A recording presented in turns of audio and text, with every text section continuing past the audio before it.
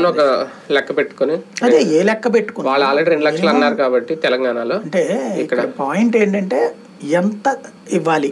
ఇప్పుడు క్రిందటిసారి 85,000 కోట్లు ఇవ్వాల్సి ఉందంటే లేదు లేదు నేను ఇస్తాను నా శక్తి తెలియదా అన్నారు చంద్రబాబు గారు. తర్వాత ఏం తెలియలేరు, ఏం లేదన్నారు కదా. ఆ రోజున కేవలం 1,50,000 కోట్ల అప్పు ఉంది. వీళ్ళు వచ్చే టైంకి 90,000 కోట్లు.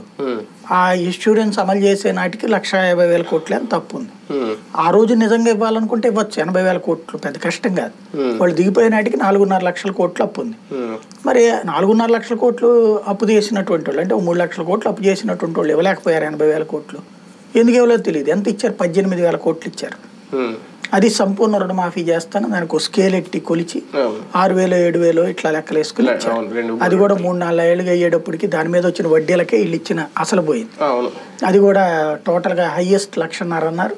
1,50,000 అనుకున్నటువంటి వాళ్ళకంటే 10 లక్షలు ఉన్నటువంటి 1,50,000 రూపాయలు తీరుస్తానంటే దాంట్లో మిగతా అది వడ్డీల కింద పోయినటువంటి పరిస్థితి ఉంది. అదే అపనమ్మకం ఏర్పడింది. ఇవాళ రోజున ఇవ్వాలంటే వీళ్ళే చెప్పారు కదా. సరే రాష్ట్ర ప్రభుత్వం చెప్తుంది 4 లక్షల కోట్లు 4.5 లక్షల కోట్లు అప్పు ఉంటుంది. కానీ తెలుగుదేశం ఏముంటుంది 10 లక్షల కోట్లు 11 లక్షల కోట్లు అప్పు ఉంటుంది. 11 లక్షల కోట్లు అప్పు ఫర్ ఎగ్జాంపుల్ వాళ్ళ భాషలోనే మాట్లాడుకుందాం ఉండగా నీకు ఎవడిస్తాడు? ఇప్పుడే జీతాలకే ప్రతి నెల ఎత్తుక్కుంటుండగా ఇవాళ రోజున కనీసం 40-50 వేల కోట్ల అప్పులు ఉంటాయిగా. 40-50 వేల కోట్ల అప్పులు ఉంటాయి కదా. 50,000 కోట్ల అప్పు తీరుస్తారు వీళ్ళు. Is it possible? అన్నా క్యాంటీన్ లాంటి రీఓపెన్ చేస్తారా? అది పెద్ద ప్రాబ్లం ఏం కాదు, చేయొచ్చు. కాకపోతే ఇంకా భారీగా విస్తరించాలి. ఇది వరకు ఉన్నాయి నడిపితే